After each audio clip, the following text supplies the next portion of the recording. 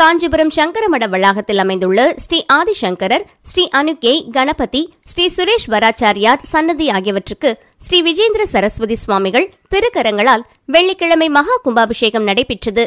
காஞ்சிபுரம் சங்கரமட வளாகத்தில் அனுக்கே, கணபதி, ஆதிசங்கரர் சன்னதி, சுரேஷ் வராச்சாரியார் சன்னதிகள் அமைந்துள்ளன. இந்த 3 சன்னதிகளுக்கும் வர்ணம் பூசி புதுப்பிக்கப்பட்டு மகா கும்பாபிஷேகம் நடைபெற்றது. கும்பாபிஷேகத்தையொட்டி யாகசாலை பூஜைகள் நிகழ்மாதம் 1 தேதி அனுக்கே விக்னேஸ்வர பூஜையுடன் தொடங்கியது. யாகசாலை பூஜைகளை பரணிதர சாஸ்திரிகள் தலைமையிலான 20 வேத விற்பனர்கள், 20 சாஸ்திர வித்வான்கள் குழுவினர் நடத்தினார்கள். யாகசாலை பூஜைகள் நிறைவு பெற்று மகா பூர்ணாகதி தீபாராதனைக்கு பின்னர் காஞ்சி சங்கர மடத்தின் பீடாதிபதி ஸ்ரீ விஜேந்திர சரஸ்வதி சுவாமிகள் திருக்கரங்களால் 3 சன்னதிகளுக்கும் மகா கும்பாபிஷேகம் நடைபெற்றது. பின்னர் அனுக்கே, விநாயகர், ஆதிசங்கரர், சுரேஷ் வராச்சாரியார் உள்ளிட்ட தெய்வங்களுக்கு சிறப்பு அபிஷேகமும் அலங்கார தீபாராதனைகளும் நடைபெற்றன. இதனைத் தொடர்ந்து யாகசாலையில் வைக்கப்பட்டிருந்த புனித நீர்க்கலசத்தால் மகா பெரியவர் ஸ்ரீ சந்திரசேகரேந்திர சரஸ்வதி சுவாமிகள் மற்றும் ஸ்ரீ ஜெயேந்திர சரஸ்வதி சுவாமிகள் அதிஷ்டானத்தில் கலசாபிஷேகமும் அலங்கார தீபாராதனைகளும் நடைபெற்றது.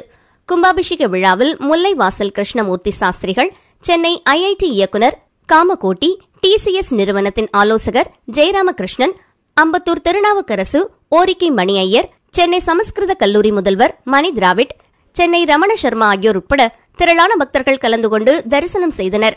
விழா ஏற்பாடுகளை ஸ்ரீமடத்தின் ஸ்ரீகாரியம் செல்லா, விஸ்வநாத சாஸ்திரி, மேலாளர் சுந்தரசேயர் தலைமையிலான நிர்வாகிகள், பணியாளர்கள் செய்திருந்தனர்.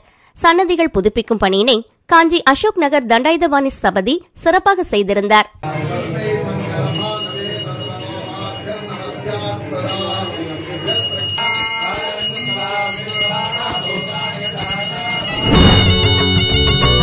திருப்பத்தூர் மாவட்டம் பொன்னேரி தாதன் வட்டம் பகுதியில் அமைந்துள்ள வீர மகா காளியம்மன் ஆலயத்தில் மகா கும்பாபிஷேகம் நடைபெற்றது. பல 100 ஆண்டுகள் பழமையான ஆலயத்தில் யாகசாலை அமைத்து யாகங்கள் வளர்க்கப்பட்டு பூர்ணாகதி நிறைவேற்றி கலச புறப்பாடு செய்து ஆலயத்தில் உள்ள வீரமகா காளியம்மனுக்கு சிறப்பு கலச புனித நீர் ஊற்றி சிறப்பு அபிஷேகம் செய்து ஆராதனை காண்பிக்கப்பட்டது. ஆலயத்தில் திரளான பக்தர்கள் கலந்து கொண்டு அருள் பெற்று சென்றனர்.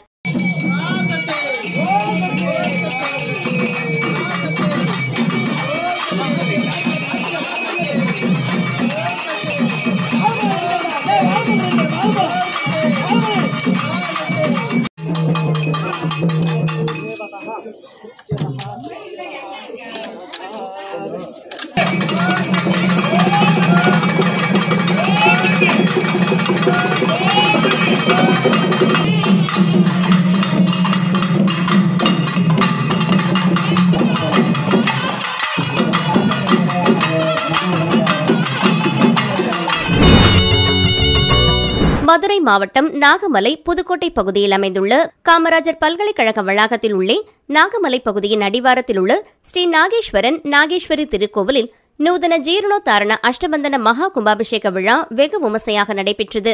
கும்பாபிஷேக விழாவை காண காமராஜர் பல்கலைக்கழகத்தில் பணியாற்றும் ஊழியர்கள் மற்றும் பல்கலைக்கழகத்தில் பயிலும் மாணவ மாணவிகள் உள்ளிட்ட ஆயிரக்கணக்கான பக்தர்கள் பங்கேற்று சுவாமி தரிசனம் செய்தனர். மூலஸ்தானத்தில் உள்ள லிங்க வடிவில் அமைந்துள்ள நாகேஸ்வரருக்கு மற்றும் கோவிலில் உள்ள பரிவார தெய்வங்களான விநாயகர், முருகன், நாகேஸ்வரி மற்றும் அம்மன் சிலைகளுக்கு யாகசாலையில் வைத்து பூஜிக்கப்பட்ட புனித நீரை சிவாச்சாரியார்கள் வேத மந்திரங்கள் முழங்க மகா கும்பாபிஷேகமானது நடைபெற்றது. முன்னதாக முதல் கால யாகசாலை பூஜை நேற்று மாலை கணபதி ஹோமத்துடன் தொடங்கியது. தொடர்ந்து இன்று காலை யாகசாலையில் வைக்கப்பட்ட புனித நீர் கலசத்திற்கு சிறப்பு பூஜையுடன் 2ஆம் கால யாகசாலை பூஜை தொடங்கி பூர்ணாகதியுடன் யாகசாலை பூஜைகள் நிறைவு பெற்றது. தொடர்ந்து புனித நீர் கலசங்களை சிவாச்சாரியார்கள் தலையில் சுமந்து கோவில் வளாகத்தை சுற்றி வந்து அருள்மிகு நாகேஸ்வரர் நாகேஸ்வரி திருக்கோவிலின் கோபுர கலசங்களுக்கு மேளதாளங்கள் முழங்க புனித நீரால் அபிஷேகம் செய்யப்பட்டு மகா கும்பாபிஷேக விழா விமர்சையாக நடைபெற்றது. தொடர்ந்து கும்பாபிஷேக விழாவை முன்னிட்டு திருக்கோவில் நிர்வாகத்தின் சார்பாக அன்னதானம் வழங்கப்பட்டது.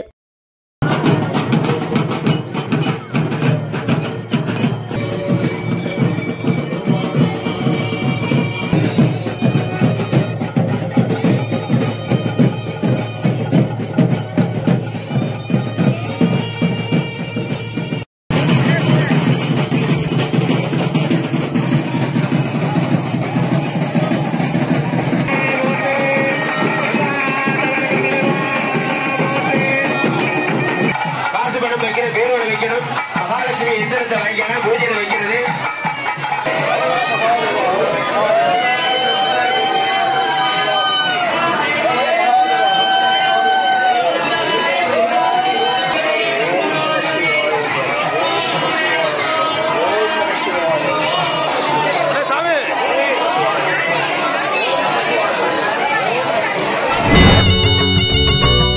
விழுப்புரம் மாவட்டம் திண்டிவனம் வட்டம் பீடூர் கிராமம் ஸ்ரீ திரௌபதி அம்மன் ஆலய அக்னி வசந்த விழாவை முன்னிட்டு கடந்த 24ஆம் தேதி கொடியேற்றத்துடன் துவங்கி நடந்து வருகிறது.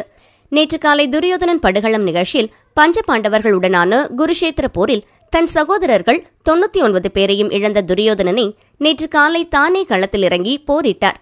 நீண்ட யுத்தத்திற்கு பின் பீமசேனன் துரியோதனனை கொன்றார். மேலும் கௌரவர்கள் சபையில் துரியோதனனால் அவமானப்படுத்தப்பட்ட திரௌபதி அம்மன் துரியோதனன் குருதியை எடுத்து தன் கூந்தலில் தடவி சாபத்தை நிறைவேற்றினார். அதே நேரம் தான் பெத்த மகனை இழந்த காந்தாரி போர்க்களத்தில் இருந்தவர்களை ஆவேசமாக அடித்து விரட்டினார். புத்திர சோகத்தில் அழுது புலம்பினார். இதை தெருக்கூத்து கலைஞர்கள் சிறப்பாக நடித்து காண்பித்தனர். இந்நிகழ்ச்சியை காண வீடூர் சுற்றுவட்டார கிராமங்களைச் சேர்ந்து திரளான பக்தர்கள் கூடியிருந்தனர். தொடர்ந்து குளக்கரை சென்று சக்தி கரகம் ஜோடித்து கோவிலை வந்தடைந்தனர். மேலும் சந்தனக்காப்பு அலங்காரத்தில் காட்சியளித்து ஸ்ரீ திரௌபதி அம்மன் மற்றும் சக்தி கரகத்திற்கு கற்பூர அரத்தி காண்பிக்கப்பட்டது. தொடர்ந்து கோவில் முன் சிறப்பு பூஜைகள் செய்யப்பட்டு அக்னி குண்டம் ஏற்றப்பட்டது. மேலும் மாலை 6 மணிக்கு கோவில் வளாகத்தில் மூட்டப்பட்ட அக்னி குண்டத்தில் விரதமிருந்த திரளான ஆண் பக்தர்கள் தீமிதித்து தங்களது நேர்த்திக்கடனை செலுத்தினர். இதில் வீடூர் கிராம சுற்றுவட்டார பொதுமக்கள் திரளாக கலந்து கொண்டனர்.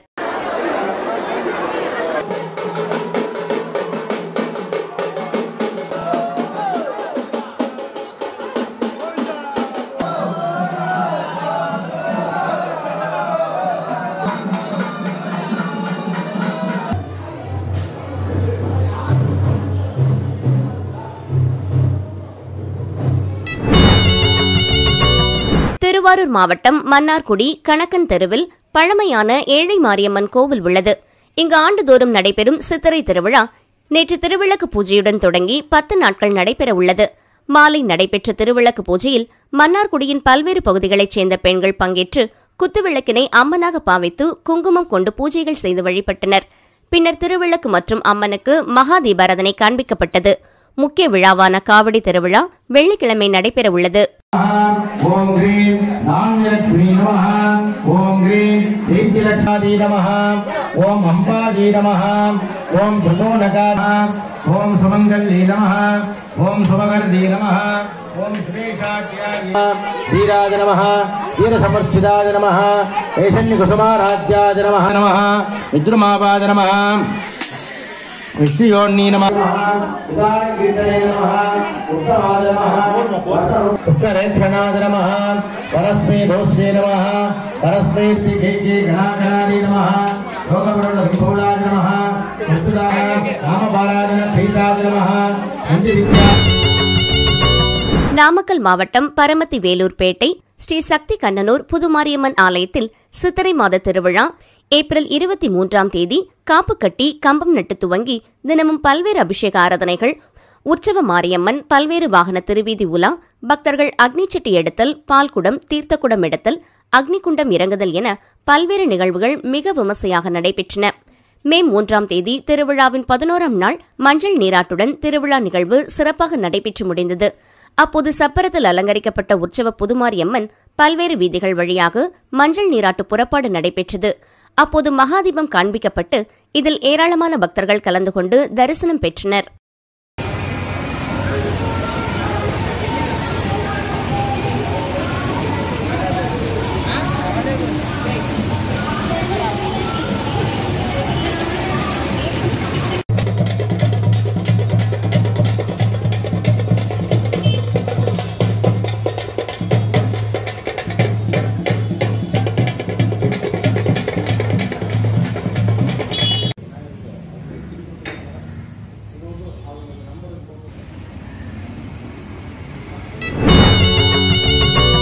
புதுச்சேரி அடுத்த ஆரியாங்குப்பம் பகுதியில் வீற்றிருக்கும் செடிலாடும் செங்கழநீர் மாரியம்மன் கோவிலில் 110ஆம் ஆண்டு செடல் மற்றும் தேரோட்ட திருவிழா வரும் மே 10ஆம் தேதி வெள்ளிக்கிழமை நடைபெறுகிறது. கொடியேற்றத்துடன் துவங்கிய திருவிழா 2ஆம் நாள் உபயம் வடக்கு வீதி குடும்பத்தினர் சார்பில் நடைபெற்றது. சிறப்பு அபிஷேகமும் தீபாராதனையும் நடைபெற்றது. ஜோடிக்கப்பட்ட அம்மன் வீதி உலா புறப்பட்டது. அப்போது அம்மனை வரவேற்று பக்தி குழு நடனம் நடந்தது. இதில் ஒரே இடத்தில் 200 பேர் பக்தி நடனம் ஆடினர். அதனைத் தொடர்ந்து சிறப்பு அலங்காரத்தில் செங்கழநீர் அம்மன் இந்திர விமானத்தில் வீதி உலாவும் நடைபெற்றது. ஊர் பொதுமக்கள் மற்றும் ஊர் சுற்றுவட்டார பகுதிகளிலிருந்து ஆயிரக்கணக்கான பக்தர்களும் கலந்து கொண்டு சுவாமி தரிசனம் செய்தனர். இந்நிகழ்வில் சட்டமன்ற உறுப்பினர் பாஸ்கர் சிறப்பு அழைப்பாளராக கலந்து கொண்டு நடனமாடிய அனைவருக்கும் பொன்னாடை அணிவித்து வாழ்த்து தெரிவித்தார்.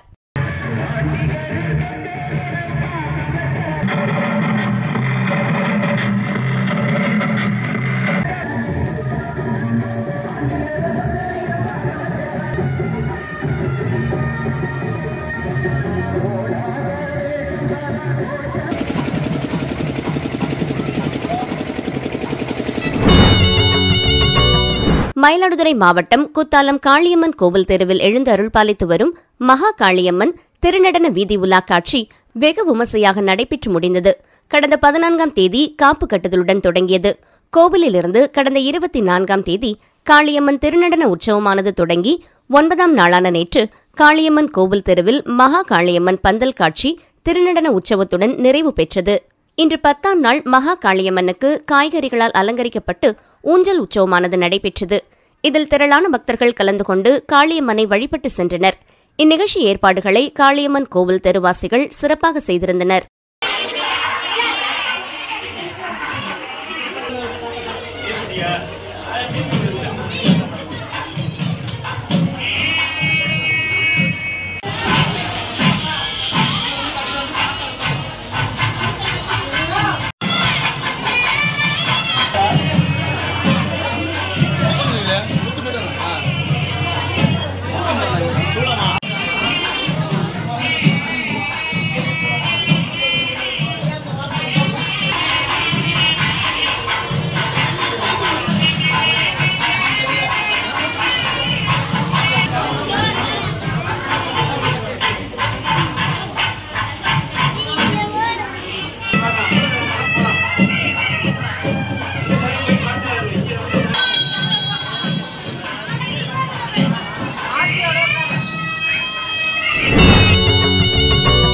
அக்னி நட்சத்திரத்தை முன்னிட்டு திருவண்ணாமலை அண்ணாமலையார் திருக்கோவில் மற்றும் கிரிவல பாதையில் உள்ள அஷ்டலிங்க திருக்கோவில், திருநேர் அண்ணாமலையார் திருக்கோவில் உள்ளிட்ட இடங்களில் தாராபிஷேகம் இன்று தொடங்கியது.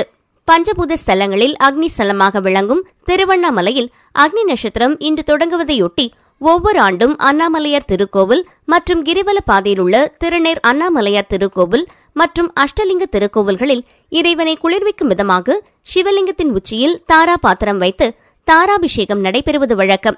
அதன்படி இந்த ஆண்டுக்கான அக்னி நட்சத்திரம் இன்று தொடங்கியுள்ளதையொட்டி திருவண்ணாமலை அண்ணாமலையார் திருக்கோவில் உள்ள கருவறையில் அண்ணாமலையாரின் திருமேனியை குளிர்விக்கும் விதமாகவும் அக்னி தோஷ நிவர்த்தியாக சிவலிங்கத்தின் மேல் பகுதியில் தாரா பாத்திரம் வைக்கப்பட்டு அதில் பன்னீர், புனித நீர், ஏலக்காய், பச்சை கற்பூரம், நவதானியங்கள், வெட்டிவேர் உள்ளிட்ட பல்வேறு வாசனை திரவியங்கள் போடப்பட்டுள்ளது.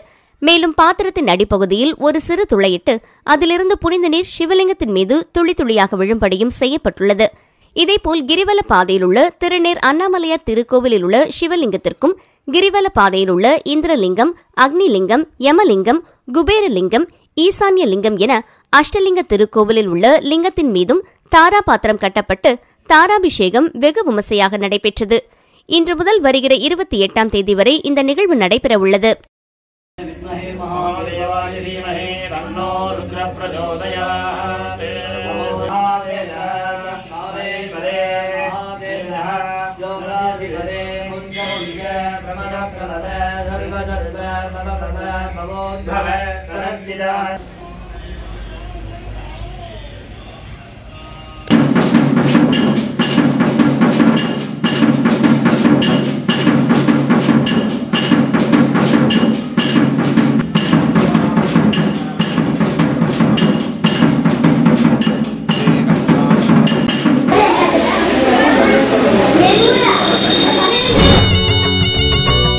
மயிலாடுதுறை மாவட்டம் சீர்காழியில் தர்மபுரம் ஆதீனத்துக்குட்பட்ட சட்டைநாதர் சுவாமி கோவில் உள்ளது. இக்கோவிலில் வருடாந்திர பிரம்மோற்சவம் கடந்த 14ஆம் தேதி தொடங்கி நடைபெற்று வருகிறது. விழாவின் முக்கிய நிகழ்வாக திருமுலைப்பால் உற்சவம் கடந்த 15ஆம் தேதி நடந்தது. உற்சவத்தின் நிறைவாக முத்து சட்டைநாதர் உற்சவத்தில் நள்ளிரவு முழுவதும் சிறப்பு வழிபாடு நடந்தது. முன்னதாக வசந்த மண்டபத்திலிருந்து சிறப்பு அலங்காரத்தில் முத்து சட்டைநாதர் சுவாமி புஷ்ப விமானத்தில் எழுந்துருளினார். தொடர்ந்து தருமபுரம் ஆதீனம் 27வது குருமகா சன்னிதானம் ஸ்ரீ மாசிலாமணி தேசிக ஞானசம்பந்த பரமாச்சாரியா சுவாமிகள் முன்னிலையில் சிறப்பு நாதஸ்வர இன்னிசை கச்சேரியுடன் சுவாமி புறப்பாடு நடந்தது. கோவில் பிரகாரம் முழுவதும் உலா வந்து மீண்டும் யதாஸ்தானம் எழுந்தருளி சகஸ்ரநாம அர்ச்சனையும் புஷ்பாஞ்சலியும் மகா தீபாராதனையும் நடந்தது. முன்னதாக பலிபீடத்திற்கு சிறப்பு அபிஷேகம், தீபாராதனை நடந்தது. அதன் தொடர்ச்சியாக முத்து சட்டைநாதர் சுவாமிக்கு பட்டு சார்த்தி தீபாராதனையும், பின்னர் மலை மீது அருள் பாலிக்கும் சட்டைநாதர் சுவாமிக்கு தீபாராதனையும் நடந்தது. நள்ளிரவு 3 மணி வரை நடைபெற்ற உற்சவத்தில் தமிழகம் மட்டுமன்றி வெளி மாநிலத்திலிருந்தும் திரளான பக்தர்கள் பங்கேற்று தரிசனம் செய்தனர்.